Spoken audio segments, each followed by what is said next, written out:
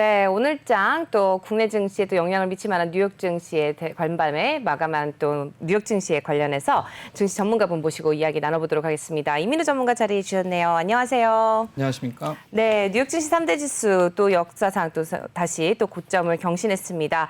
간밤에 뉴욕 증시 어떻게 분석하고 계시나요? 네, 뉴욕 증시 말씀하신 대로 3대 지수 다시 사상 최고치를 모두 다 갱신했습니다.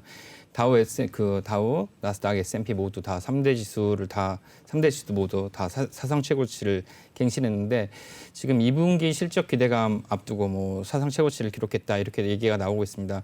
네, 그 상승폭은 크지 않지만 전반적으로 봤을 때는 이제 시장의 흐름은 나쁘지 않은데 이게 지금 보이는 모습은 그냥 이번 주에 발표될 소비자 물가 지수랑 파월 의장의 어떤 연설 그런 걸 앞두고 인플레이션 이런 우려감 이런 것들은 다 두 번째고 오히려 지금 시장이 침체될 것을 정부에서 적극적으로 막는 그런 분위기가 아닌가 싶기도 하고 또 한편으로는 기업 실적이 상당히 좋았다.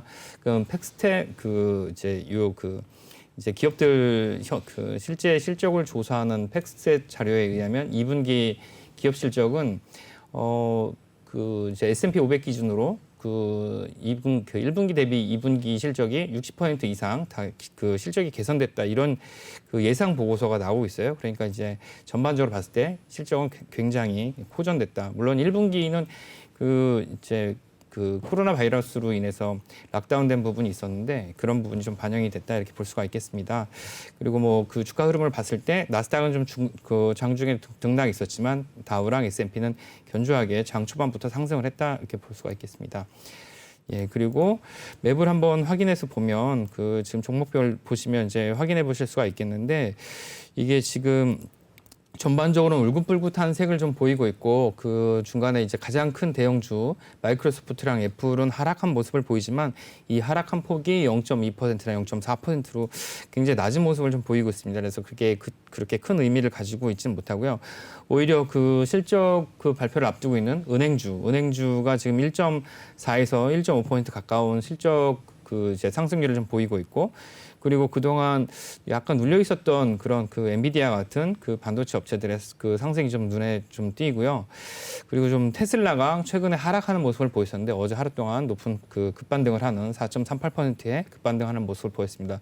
그리고 디즈니가 지금 최근에 개봉한 영화 블랙 위도우. 예, 영향 때문이라고도 하는데 그것뿐만 아니고 블랙 위도우 OTT. 예, OTT에서의 어떤 가입자 수가 늘어나면서 6천만 달러인가 벌어들였다 그러더라고요. 예, 네. 그거 단일 영화 때문에 이제 벌어들인 흥행 수익이 그 정도인데다가 그걸로 인해서 유료 가입자 구독자 수가 이제 늘어나면서 네. 예, 그런 걸로 인해서 지금 이제 어제 하루 동안 급반등한 모습을 좀 보이고 있습니다.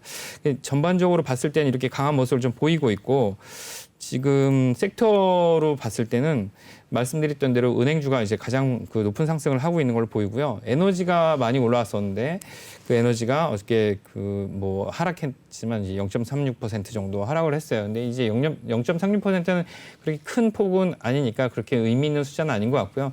오히려 이 정도씩 하락을 할 때마다 전에 제가 말씀드렸다시피 엑슨모빌이나 쉐브론 같은 그런 주요한 메이저 정유 업체 겸 이제 실제 시추 시설을 갖고 있는 그런 회사들을 조금 사시는 건 어떨까 이런 생각이 좀 들고 그게 이제 이 회사들이 앞에 전철을 좀 많이 봤기 때문에 코닥이나 아니면 노키아 같은 사례를 많이 봤기 때문에 근데 사실 어떤 기업이 변신을 해서 네. 예를 들어 우리나라 두산 같은 경우에 옛날에 맥주 만들다가 중장비 업체로 예, 그렇죠. 바뀌었지 않습니까? 예.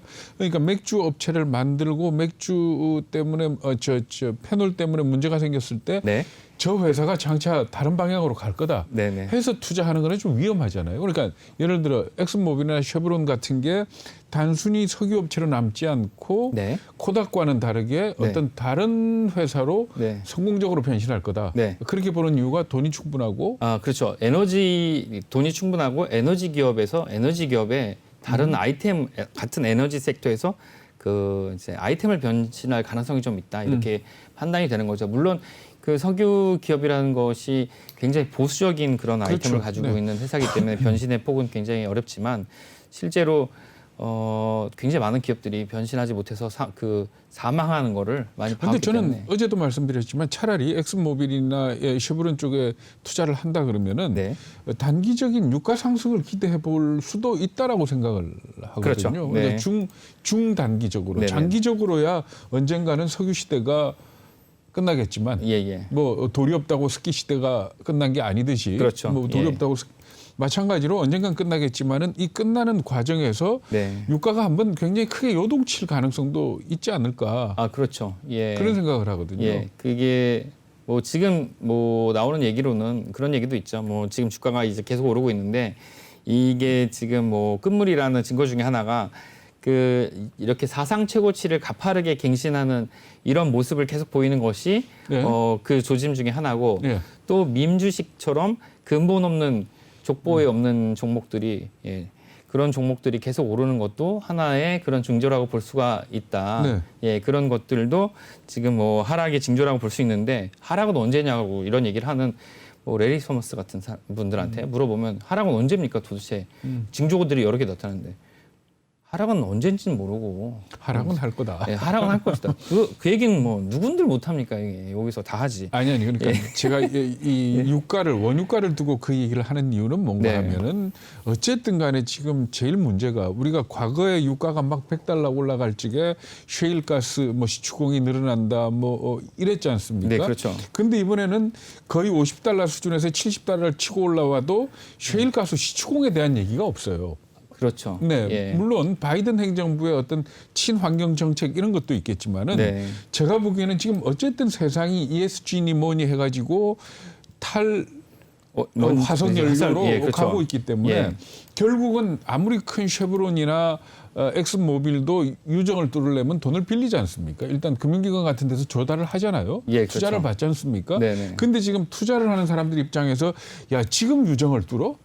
그렇죠. 말씀하신 네. 대로 그 돈을 들여서 뚫고 그러면 그거에 몇 배를 벌 수 있는데 네. 그럼 자본 투자하는 사람들 입장에서는 그거는 좀 퀘스천이죠. 그렇죠.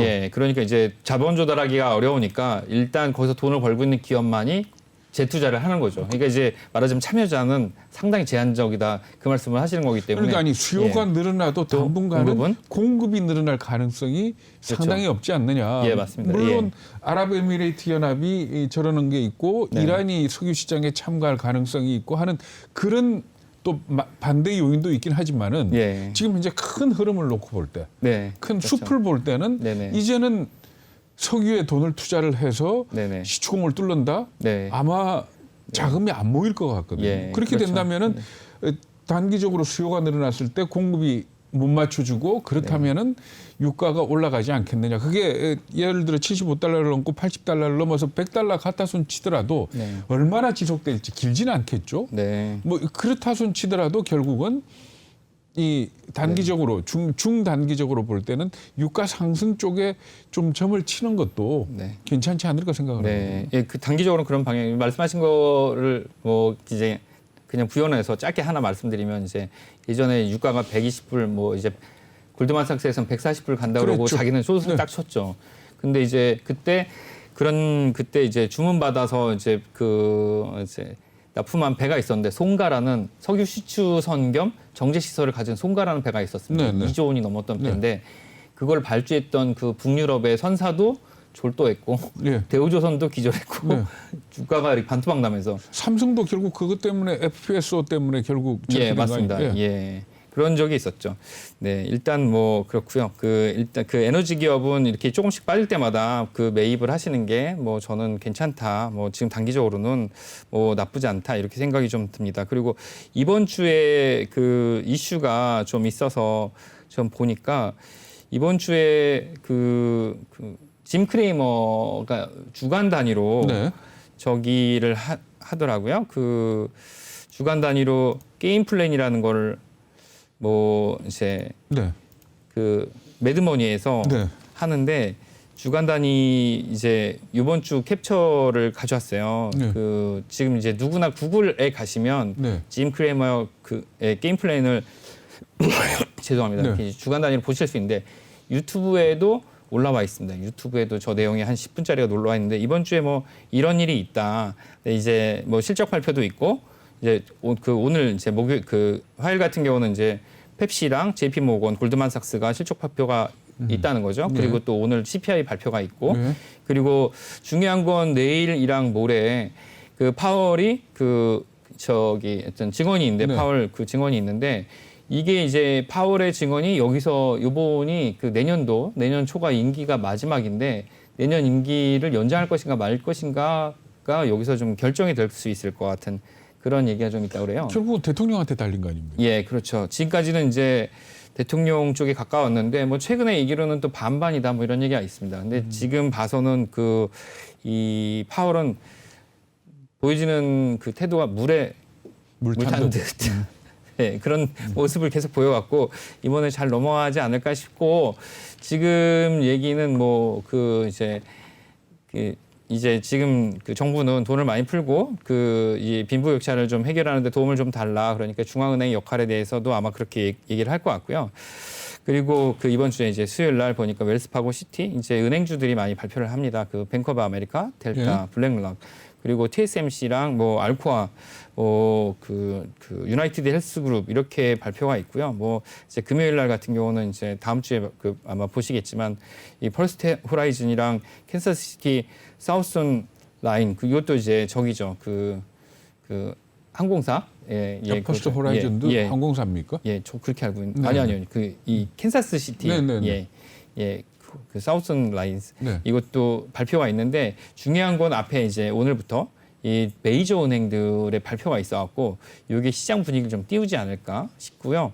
목요일 날 TSMC 실적 발표가 있는데 이것도 깜짝 실적 발표가 좀 되지 않을까 그런 생각이 좀 듭니다. 이게 아마 2분기 실적 발표 이후에 3분기부터는 어떻게 좀 될지 모르겠는데 이번 실적 발표가 가장 좋은 실적이 나올 수도 있고요.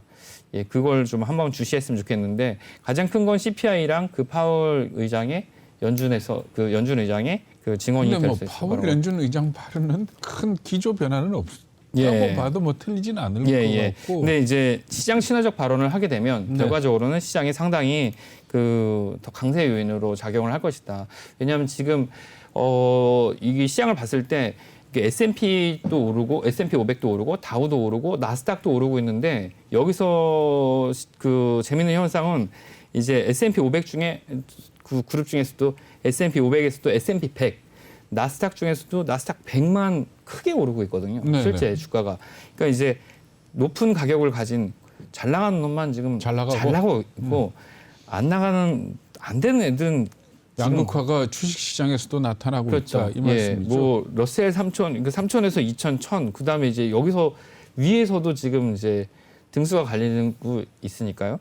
이제 등수가 갈리는데 잘 나가는 기업들이 지금 실적 발표를 하고 있으니까 잘 나가는 기업들이 결국 덩치도 큰 애들이죠. 그렇습니다.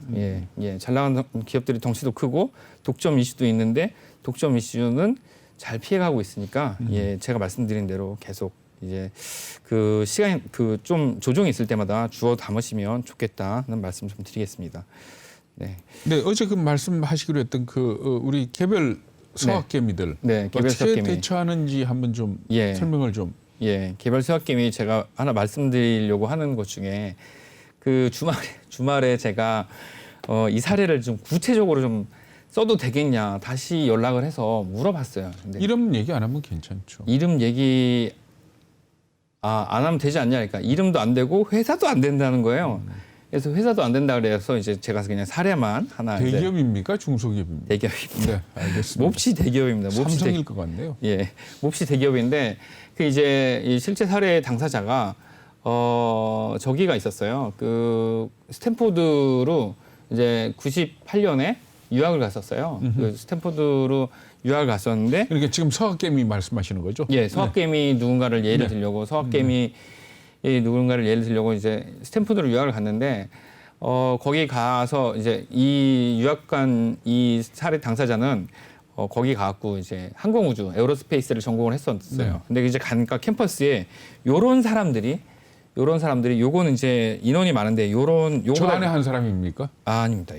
요런 사람들이 캠퍼스에서 있었던 일인데 요런 사람들이 이제 큰 요런 팻말을 들고 요렇게 구글 써갖고 길거리 캠퍼스에서 들고 수기 주식을 발행해서 팔고 있었다는 거죠. 주당 $100씩 98년 뭐 이때.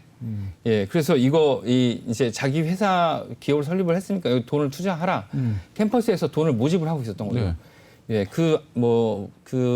주당 가격은 얼마인지 모르겠는데 뭐 100불씩 이제 투자하라고 네, 했다는 거죠. 지금 100불씩 그거를 샀으면 네, 뭐 여기 뭐 사업 게임 할 필요도 없겠죠. 예, 네, 뭐 그걸 샀으면 예. 어마어마했겠죠. 네. 그걸 샀으면 지금 뭐 100불이 아니고 뭐 100만 불 이상 됐을 것 같은데, 예, 그 얘기를 이제 제가 듣고, 야, 그때 이제 그 친구가 속으로 첫 번째 인상은 희한한 놈들이네. 별 미친, 야, 저렇게 해서 돈을 여러 가지 방법이다. 뭐 이런 생각이 들었답니다.